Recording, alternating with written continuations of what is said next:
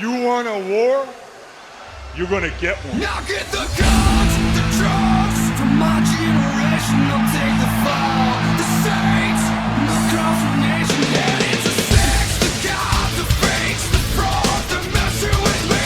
Come on, come on, come on, let's get it out. Move to the music, play that fucking music. Live through my music, yeah.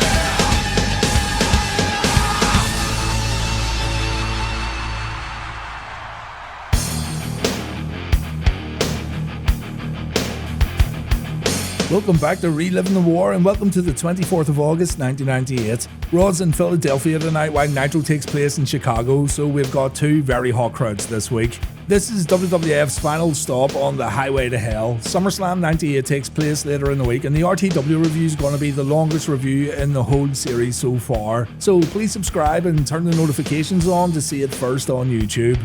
Jam-up guy Robert met up with his cousin-in-law Travis in Milwaukee to enjoy AEW Dynamite along with the Rampage and Ring of Honor tapings. The two were able to connect again through pro wrestling, and that, ladies and gents, is what it's all about. They went backstage to see how everything works at the Khan Empire, and Robert got to see Sting too, his favourite wrestler. Thanks to both these heroes for wearing their Reliving the War shirts and representing the jammiest show on the internet.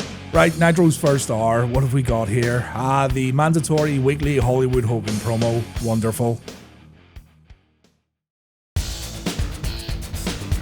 We follow Hogan, Bischoff, Liz and Bootyman from their limo all the way down to the ring. Bischoff holds up a pen and he says this right here is the most powerful thing in the world. Clearly Eric hasn't met Steve Blackman. Bischoff then says he used that pen to run Vader and Johnny B. Bad out of WCW, obviously taking shots at WCW guys who jumped to WWF. And he says he'll continue to use his pen to keep guys both in and out of WCW, and that includes Eddie Guerrero. Just to confirm, Bischoff's bragging about his ability to hire and fire people while Ed Leslie stands next to him in a WCW ring. I think that pen might be broken.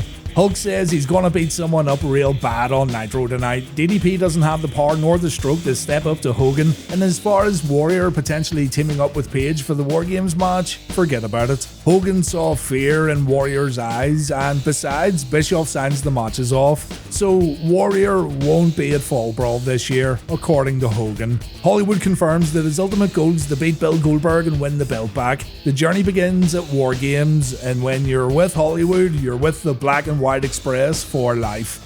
Wrath made his return to WCW to take on Mike Enos. Old Mike Enos has been here from the very beginning and his position on the cards hasn't changed at all. I think he was just happy to show up and get paid.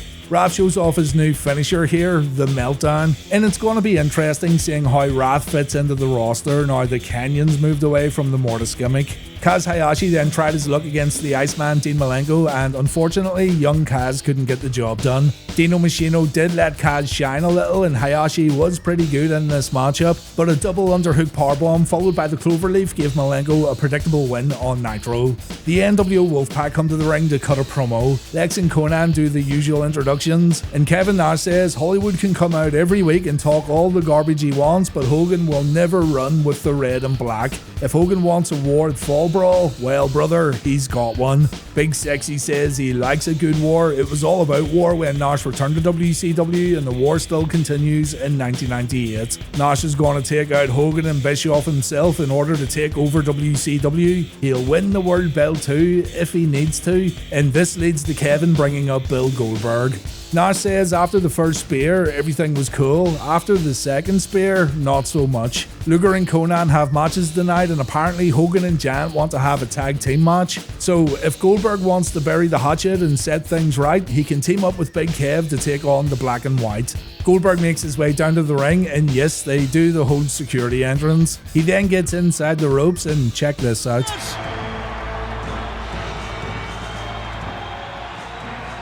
The audience boos as Goldberg walks away. Kevin confirms that Goldberg accepted the tag match, but why on earth he didn't speak into a microphone is beyond me. And yes, I know he's so intense and all that, and he just needs to say his piece to Kevin and leave, but it backfired too because the audience booed him out of the building. One of the first times I've heard Goldberg get booed on Nitro. Nash gladly accepts the pop Goldberg was supposed to get by saying Billy Boy said yes and that Hogan and Giant are next. Jim Neidhart then took on Konnan in a one-on-one match. Not much I can say here that I haven't said before. There wasn't much grace left for Jim to fall from, but if there was, the anvil fell hard and smashed his face in 6 different places. The anvil wasn't able to keep up with Konnan's pace, even though all Jim had to do was sell really. It's a very brief match though, thankfully, and it ends with Konnan performing the X Factor followed by a tequila sunrise. The anvil tops out and Konnan scores another win on Monday Nitro.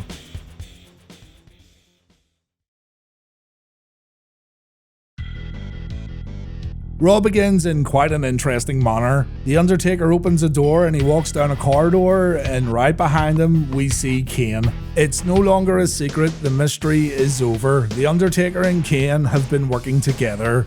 We begin with an Undertaker and Kane promo on Raw as the two make their way down to the ring. On Nitro, Stevie Ray talks with Tony Schiavone. Jim Ross says this is history in the making as the Undertaker and Kane walk side by side down to the ring, and this alliance also means trouble for Stone Cold Steve Austin. As the two step inside the ropes, we can also see the Hell in a Cell sitting above the ring. So if you tuned into Raw this week and you saw all this in the first few minutes of the show, you'd probably be pretty excited. Before the Phenom gets a chance to speak, Vince McMahon shows up looking very pleased, and he says the Undertaker and Kane have finally came out of the casket. After all those lies, we finally have the truth, and Vince McMahon rubs it in by saying "I told you so" twice to the fans in attendance. This is the most destructive force in WWF, and with Kane by the Undertaker's side, the dead man's gonna go into SummerSlam and win the WWF Championship, and this also means the Undertaker doesn't need Vince McMahon in Madison Square Garden. McMahon says there will be a time though when the Undertaker needs him, for guidance, for strategy, maybe even for friendship. So by the end of the night, Vince wants the Undertaker to answer a question: is Vince McMahon the Undertaker's friend, or is he the Undertaker's foe? Paul Bearer then shows up, and clearly Paul was kept out of the loop in regards to this unholy alliance. Paul wants his son to see sense and leave the Undertaker right this instant, but Studley Paul doesn't do himself any favours when he says he loves Kane. Something your own mother didn't even do! That sleazy whore! Oh! Paul wants Kane to do something for him. If Kane never does anything else for his dad, he can do this one last thing, and that's destroy the Undertaker. Taker looks at his little brother and Kane turns his back on Paul, allowing the Undertaker to launch an attack. Mick Foley comes out not to beat up the Undertaker, but to offer himself as a punching bag so the brothers leave Paul alone. Foley gets beaten down pretty badly, and it ends with Kane and Taker performing a spike piledriver on poor Mick. McMahon gets on the apron and he says there's only one man left standing in the way of the Undertaker in the WWF Championship. That man is quaking in his boots right at this moment, and that man is Stone Cold Steve Austin. Austin appears on the rampway, and before he gets a chance to speak, the brothers set off a pyro. Stone Cold almost gets barbecued, and he's not happy about it either. Stone Cold says he knew these two were working together all along. He almost got teary-eyed backstage at this family reunion, and Austin admits that he doesn't have much of a chance against both these guys at SummerSlam if Kane decides to get involved. So Austin says he's going to do some damage tonight to one of the brothers, and at SummerSlam it won't be Austin getting burned, it's going to be The Undertaker. An excellent start to Raw this week. It's one of those opens that leaves you wanting to stick with WWF, you know, but let's see what Stevie Ray has to say over on Nitro. On Thunder, Stevie Ray had a match with the Giant and he had a run-in with the NWO afterwards. And Stevie says he's gonna deal with the whole black and white because Stevie Ray is no joke. Just as Stevie says he's coming back for his TV title, Booker T walks out, making his big return to WCW Nitro. Booker says he wanted to take time off to let his body heal up, but all anyone would talk about was his brother defending the TV title. Booker wants to know why Stevie did what he did, and Stevie says the TV title was driving a wedge between the two. According to Stevie, JJ Dillon putting Booker T in TV title matches hurt Harlem Heat, and Booker says he worked hard for that championship while Stevie was out with an injury. He was doing what he had to do. Stevie isn't too amused when Tony Schiavone announces a US title match for tonight. Booker really wants to get his hands on the Hitman after what happened at Bash at the Beach, and all Booker wants Stevie to do is watch his back. Stevie, however, seems to be way more concerned about the Harlem Heat tag team.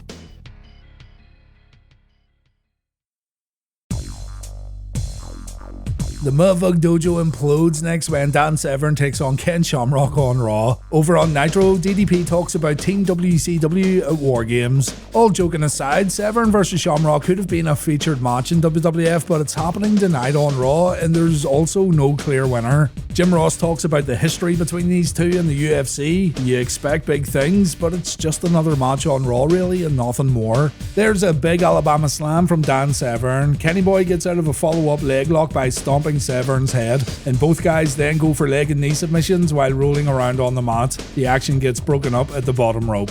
Shamrock goes for a takedown and the crowd just aren't getting into it at all. Surprisingly, it's Dan the Man who gets the audience back into it with a big falling powerbomb, but he refuses to pin Kenny Boy afterwards. He wants to make Shamrock suffer for still following the teachings of Sensei Blackman. So a front suplex puts Shamrock on the mat, but Ken counters a follow-up armbar with an arm drag. Severn then pulls off a power slam. He follows this up with a high fireman's carry. Ken continues to get dominated close to the ropes, so the referee jumps in to pull Dan away, and that's when Owen Hart shows up to get in a few cheap shots before the Lions Den match at SummerSlam. Owen gets in the ring and he applies the Dragon Sleeper, a move that only Dan Severn could teach him. So here comes Steve Blackman with a devastating, heart-stopping mudthug kick to the beast. Owen gets out of the ring and Shamrock begins to wake up. Shamrock wants to go after his opponents, but Blackman holds him back. Shamrock then hits his master with a belly-to-belly suplex, and this was a big mistake. No one, and I mean no one, mudthug Steve Blackman. So Steve disbands the dojo by hitting Ken with a belly-to-belly of his own that, no joke, looked better than Shamrock's.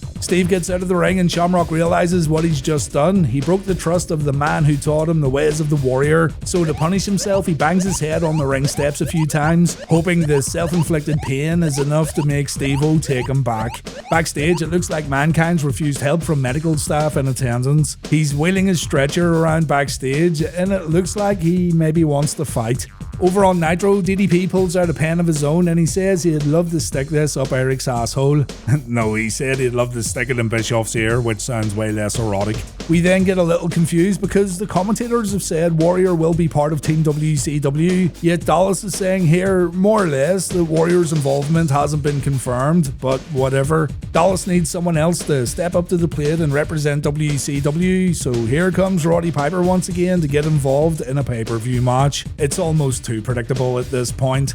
Roddy says he's the only man who Eric can't fire because he's still commissioner. DDP's been working hard recently and Piper wants to join his team for War Games because if there's any excuse for Piper to fight Hogan, then you know Piper's gonna take it. The Hot Rod says we need a revolution. Team WCW needs a warrior, and by the end of the night, Piper will use his stroke to make the ultimate dream team. So, is Warrior in or isn't he? The lack of communication between the announcers and the wrestlers is absolutely shocking in WCW, swear to God. DDP grabs the mic and he says, I say we make them feel the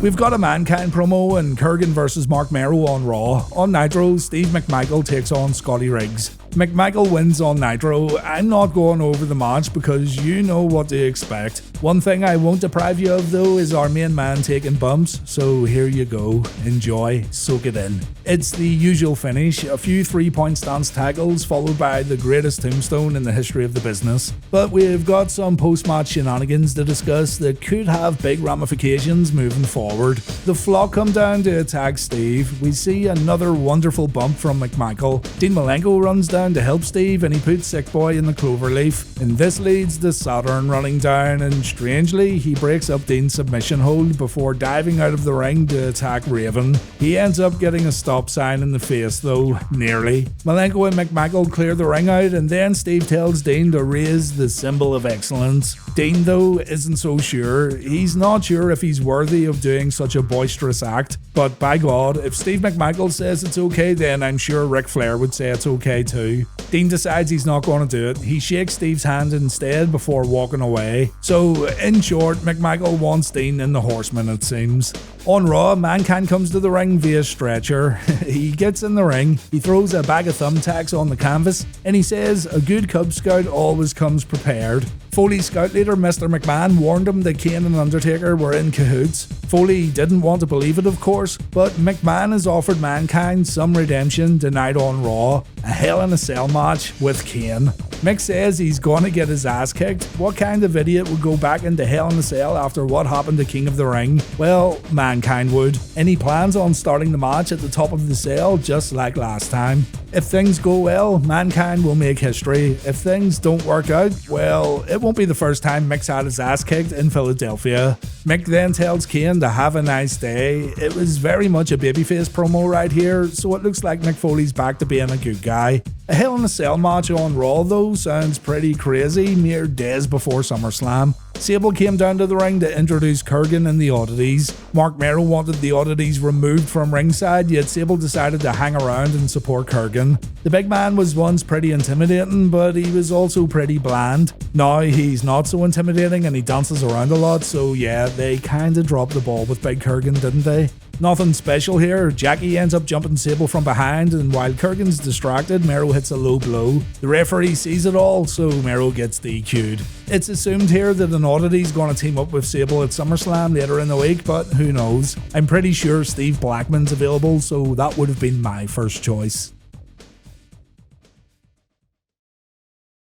I'm on my way to the promised land. I'm on a highway to hell.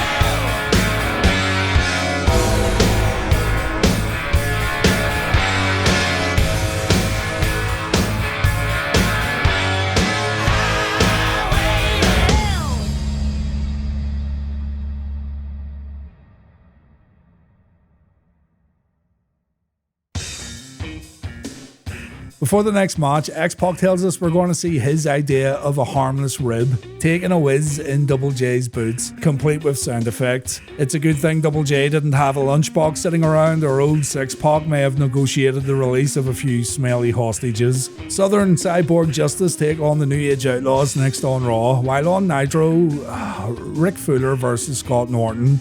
Every single match on Nitro so far has been completely random, and by the way, this trend continues all night except for the main event. It's almost like they draw straws backstage to see who wrestles who, and hey, you don't need storylines nor rivalries to enjoy a good wrestling match, but it sure does help, as evidenced by WWF throughout all of 1998. Rick Fuller wins with the, I can't even lie about the outcome because I don't know what his finisher is. Scott Norton wins with the powerbomb. Color me surprised. Over on Raw, Road Warrior Hawks join JR and Jerry Lawler for some, quote, color dysentery. He wonders if JR's wife still has the belt, and he talks to Jerry about no-selling a pile driver back in Memphis in '86. Not even kidding, that's what he said. Ladies and gentlemen, boys and girls, children of all ages.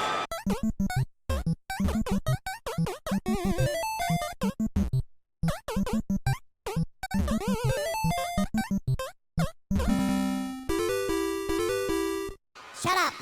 Cyborg Southern Justice spared no expense when it comes to their ring gear, it seems. But enough of all that, here comes Jeff Jarrett in his socks, complaining about that little runt X-Pac taking a Johnny Cash in his boots. Jarrett gets annoyed when the cameraman pans down to his stinky feet, and he warns the cameraman a few times to knock it off. He also says he's going to shave X-Pac bald after their match at SummerSlam, so it sounds like we've got a hair versus hair match in New York City. Kane and Mankind are also scheduled to defend the tag titles against the New Age Outlaws at SummerSlam. But remember, Mankind's also challenged Kane to a Hell in a Cell match tonight, so who knows what's gonna happen. The match in the ring was pretty back and forth, and with opponents like Southern Justice, the New Age Outlaws naturally got a great crowd response. The ending though was pretty weird. Mark Canterbury leaves the ring to see if Double J needs some help, and Jarrett tells Mark that his services aren't required. The referee doesn't notice Billy Gunn getting inside the ring to illegally hit a pile driver on Dennis, and Road Dogg wins the match via pinfall. JR says the Outlaws outsmarted Southern Justice, but they really didn't. Mark leaving the ring to have a chat with Jarrett cost Southern Justice the match. Anyway, the cameraman has a foot fetish and he keeps looking at Jarrett's toes, so he takes a beating from Southern Justice and Double J cuts his hair. This is a new Jeff Jarrett, guys, remember that? He's a barber now, it seems. Scott Steiner cuts a promo next on Nitro. On Raw, we've got a Hell in a Cell match, Kane versus Mankind. So what's more dangerous, a Scott Steiner promo or a Hell in a Cell match? Dr. Dickweed has a name, it's Doc, and Doc makes his way to the ring with Big Papa Pump as Tony Schiavone announces a Rick Steiner versus Scott Steiner match for Nitro tonight, not at Fall Brawl, tonight on Nitro. Steiner says Chicago sucked before Michael Jordan came along, and seeing as it's his last season, Chicago's gonna suck again. So seeing as these people need someone new to put on a pedestal, it might as well be the big bad booty daddy, a man among boys. Scott says he'll fight Rick tonight, no problem, but Doc thinks otherwise. Scott's hurt, but Steiner says he's gonna go against Doctor's orders and he will fight his brother Rick. Steiner plays in the arena, and out comes Buff Bagwell once again dressed up like the dog-faced gremlin. Either they thought this was really funny first time around, or they're running out of ideas. Honestly, I don't mind it because Buff makes for a good doggo. Scott gives his brother a choice, fight right now in the middle of the ring or take a delicious doggy treat. Bagwell wants the dog treat, so Rick hands it over before telling Bagwell to play dead. Buff looks up at the lights, Steiner covers Buff, and Steiner beats his brother on Nitro. Scott says this is what's going to happen at Fall Brawl very soon, and Buff says he's still the stuff before Nitro moves on. On Raw, The Undertaker comes down to the ring with Kane, but he doesn't step foot inside Hell in a Cell. Mick Foley tries to climb to the top right away, but officials stop him from doing something he might regret later. He tries again to climb up over at the other side of the ring after taking out every official standing around the cage. He also fails to throw a chair on the roof before making his climb, but The Undertaker ends up grabbing Mick, and Mrs. Foley's baby boy takes another bump from the cell onto an announce table. Granted, it wasn't as spectacular as the first time, but Mick really didn't need to do this again so soon after King of the Ring. Fair play to Foley though. I can't believe we're having a casual Hell in a Cell match in the middle of Raw this week. The summer of 1998 was pretty wild in WWF.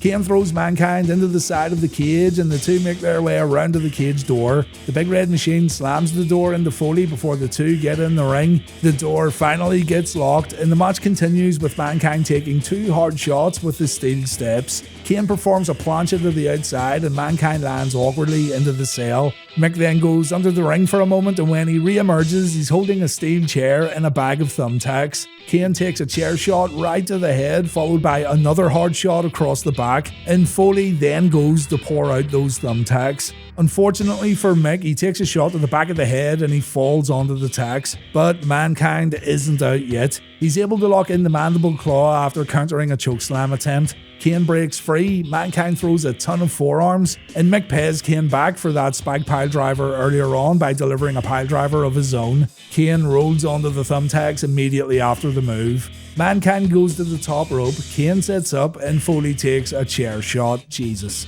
Kane's then able to hit that chokeslam, Foley takes a tombstone, Kane looks over at his brother, and The Undertaker tells the Big Red Machine to end it. Kane grabs a chair and Mick takes two more chair shots right to the skull. It's absolutely brutal. Kane then hits a tombstone on the steel chair, but then, out of nowhere, Steve Austin shows up. Austin was waiting under the ring throughout the whole match. Undertaker tries to get inside the cell, he climbs to the top and he tries to kick a hole in the cell roof. He gets a foot through just as Austin hits Kane with a stunner, but then the cage begins to rise. Mr. McMahon's raising the cage, and Jim Ross says this is McMahon protecting his main event for Sunday night. There's nothing The Undertaker can do. Kane takes one more stunner, and we get this awesome shot of the Hell in a Cell as The Undertaker looks down at the chaos in the ring. Following a commercial break, The Undertaker cuts a promo. He says he gave Austin way too much respect. Stone Cold jumped Kane from behind, and that means Austin just sealed his own fate.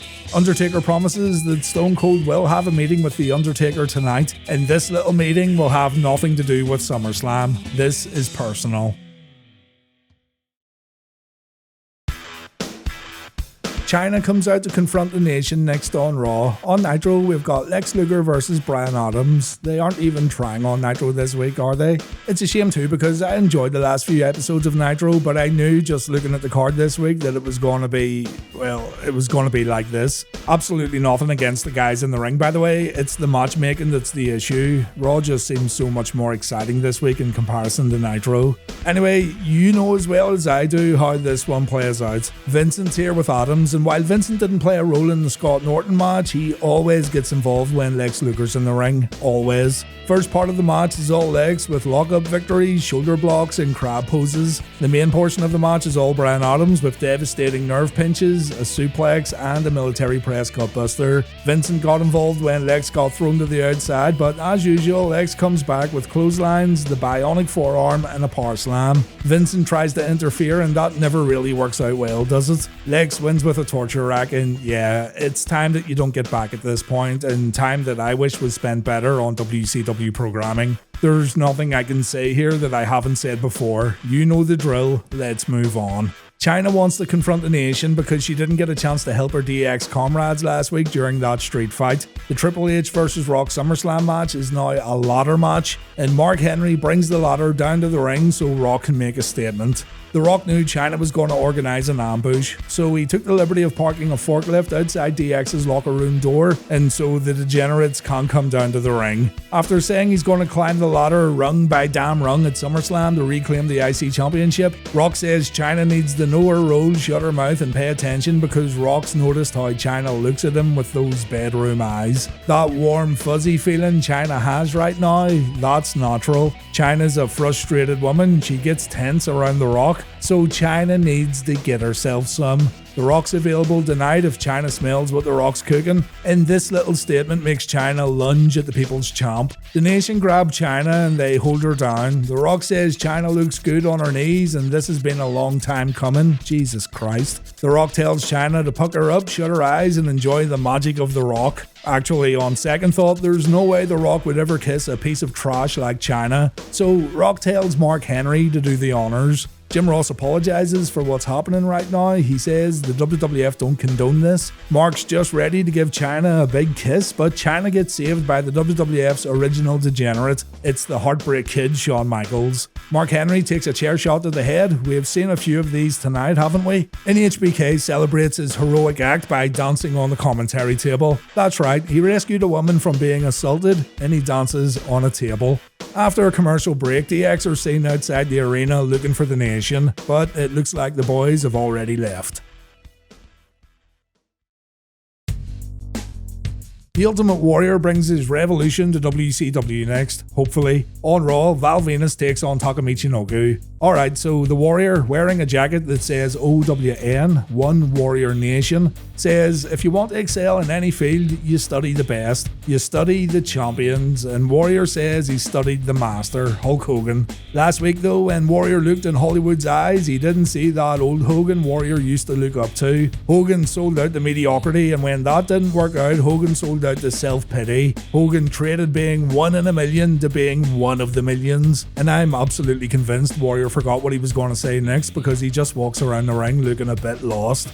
Warrior then says he knows the difference between a rebellion and a revolution. Tonight, Hogan's world gets turned upside down, the power of the Warriors is going to get unleashed, and the revolution of the One Warrior Nation will begin. Hogan's going to get destroyed, and Warrior intends on showing the world that his revolution is built on an idea and not belligerent idiocy. It's built on courage, not cowardice, and the revolution continues next week. Same Warrior time, same Warrior place, same Warrior channel. So, if I understand this correctly, the revolution is the One Warrior Nation, right? It's built on better, more noble merits in comparison to Hogan's NWO, I think. And it continues next week. I don't want to be too negative here, but I think I was expecting a bit more. That's not a revolution, pal. It's a load of old shit, good sir. This was a load of nothing. I'm sorry, but it was absolutely nothing. On Raw, the big Val Boski gets a one-on-one match against Taka, and Taka's sister's here too to watch the action. HBK's joined the commentary team too for the remainder of Raw.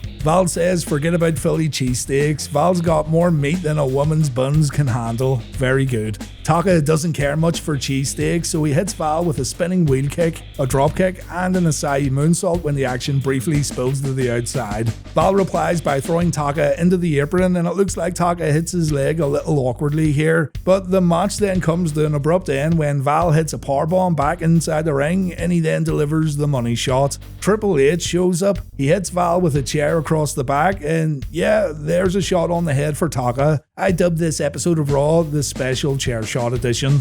Triple H grabs a mic and he says The Rock crossed the line tonight, and at SummerSlam, The Rock's role will be very clear. The IC champ's going to be Triple H's bitch.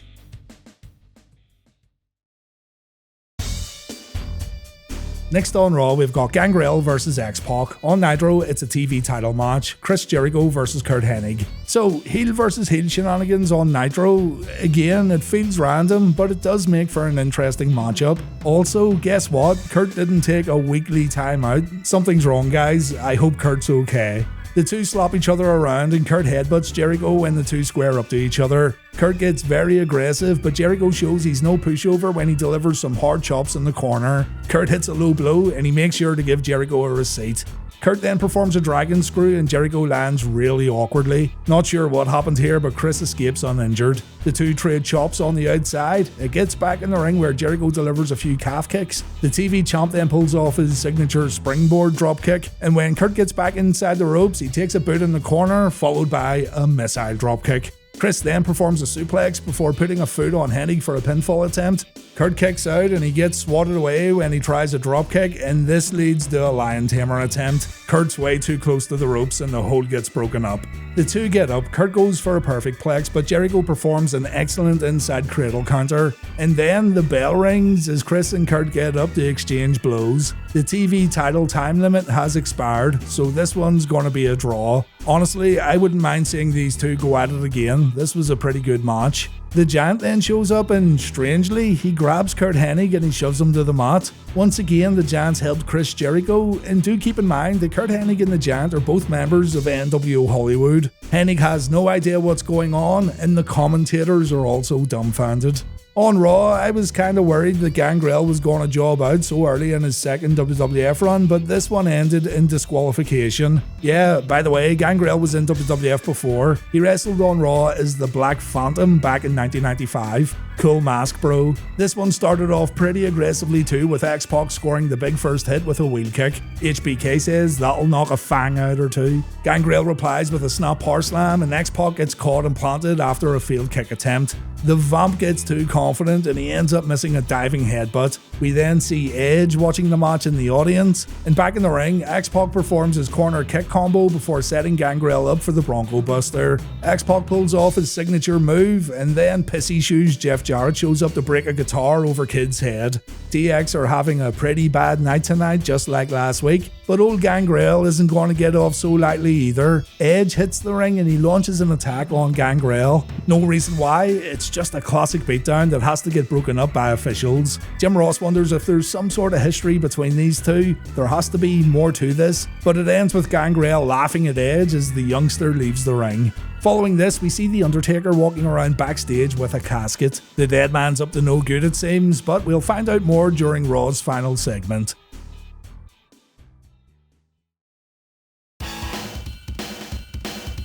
The Brawl for All finals up next on Raw. Bart Gunn versus Bradshaw. On Nitro, it's Booker T versus Bret Hart. Actually, no, it isn't Booker T versus Bret Hart because the match doesn't take place. The one match I was looking forward to this week, and it doesn't happen. Before the entrances, Booker T told Stevie Ray to watch his back. Stevie was more concerned about JJ Dillon hurting Booker's relationship with his big brother. Stevie also wanted the cameraman to disappear for a moment, and then we cut to the ring for a Bret Hart promo.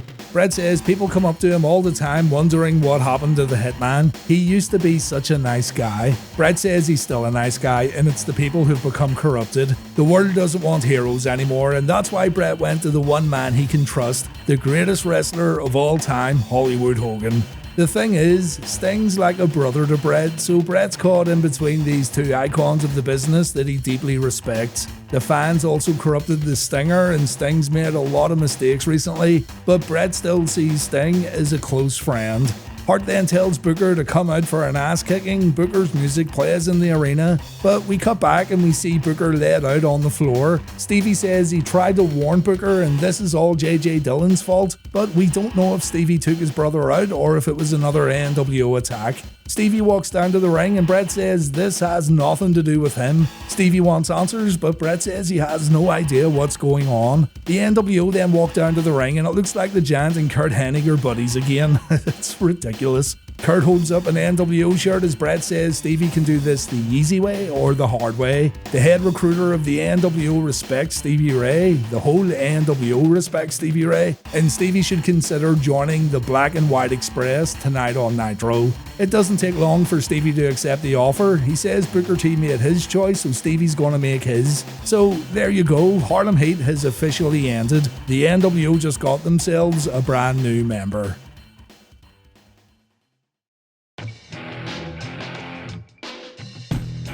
Alright, here we go, the Brawl for All final. 75 grand for the winner, 25 grand for the runner-up. Either way, the boys are eating well tonight, although the loser could be eating through a straw. Bradshaw, the whole reason for this tournament coming together, thinks it's a good idea to go toe-to-toe with Bart Gunn, and the strategy completely fails. A right hook followed by two left hooks puts Bradshaw on the mat moments into round one. And there's absolutely no way Bradshaw's going to win this thing after this knockdown. He's completely out of it. To his credit, he gets back up and he wants to continue on. So Bart Gunn goes for the kill. A left hook followed by a right hook knocks Bradshaw the fuck out, and the smoking gun gets 75 grand transferred to his bank account. A spectacular performance from Bart Gunn, and guess what? He won't wrestle another traditional match in WWF ever again. That's right, after proving to be the toughest man in the company, the absolute geniuses at WWF couldn't come up with something for Bart to do, and he'd end up taking himself off for a tour of Japan. It's not a rumour, it's a fact. Higher ups in the company weren't happy that Bart Gunn won this thing, and his WWF career got derailed because of it. The next time we see Bart competing in the ring is against a professional tough man winner and professional boxer at WrestleMania, and we all know what happened there. Still, absolute respect for Bart Gunn and everyone who went into the Brawl for All tournament. I know it's cool to rip this whole thing apart and it goes against the grain to praise anything related to the Brawl for All, but the competitors risked it all for bragging rights and some sweet prize money. I say that's actually pretty commendable, even if the winner did get screwed over.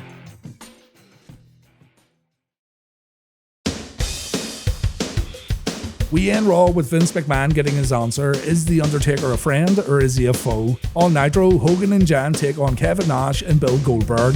There's a little unity shown between Nash and Goldberg before the bell rings, and Big Kev shows the Giant that he's not intimidated by the big man. Nash and Jan start the match off with Nash showing his incredible speed and agility, but Jan punishes Big Sexy with a sidekick. After missing an elbow drop, Jan gets clotheslined in the corner and Nash pulls off a leapfrog body guillotine. The two then clothesline each other and both men go down after hitting each other with big boots. The two get up, they tag in their partners, the crowd goes absolutely nuts, and Goldberg overpowers Hogan after locking up twice. A knee strike and a few shots to the back puts Goldberg down. Billy Boy gets his head rocked on the top turnbuckle, but he no-sells it, and Hogan backs off into the corner where he's forced to poke Goldberg in the eye just to get a break. We think Bill's going for a spear, but he hits a few shoulder blocks. Booty Man hits Goldberg with his own world belt, and this is pretty much where the match ends. Nash goes after Booty Man on the outside, and Curt Hennig attacks Kevin. You can practically see Curt telling the referee that he's going to interfere, and when he attacks Goldberg, the ref decides not to throw the match out.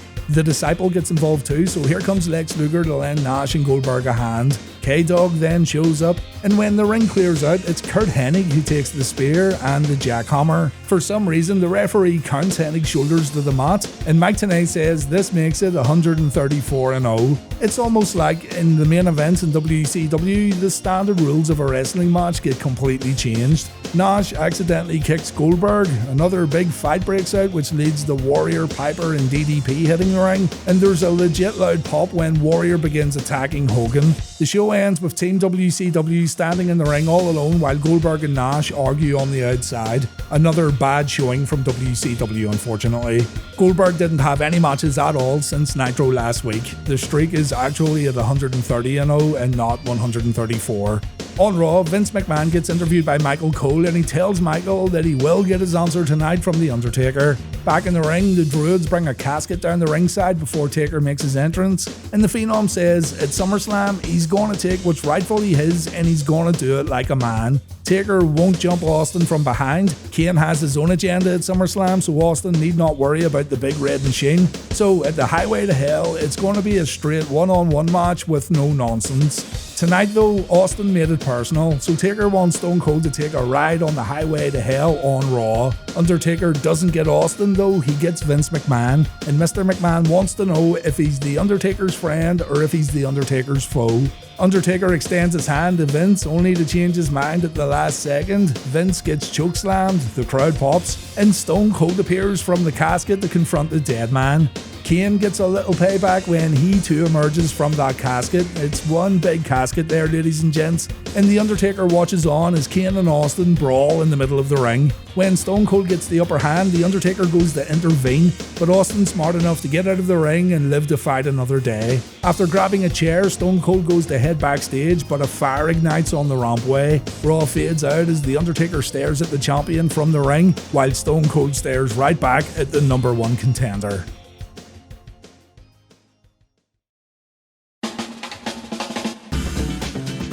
An easy win for Raw this week. A Hell in a Cell match, the Brawl for All final, the Brothers of Destruction finally getting together. Raw was excellent this week, while it felt like Nitro had no effort at all put into the match bookings and storyline developments, except maybe for the Stevie Ray stuff. Jericho vs Hennig was good though, I enjoyed that match. Raw's on 70 points, Nitro's on 62, and we've got 16 ties. In the TV ratings, Nitro won with a 5.2, Raw scored a 4.7.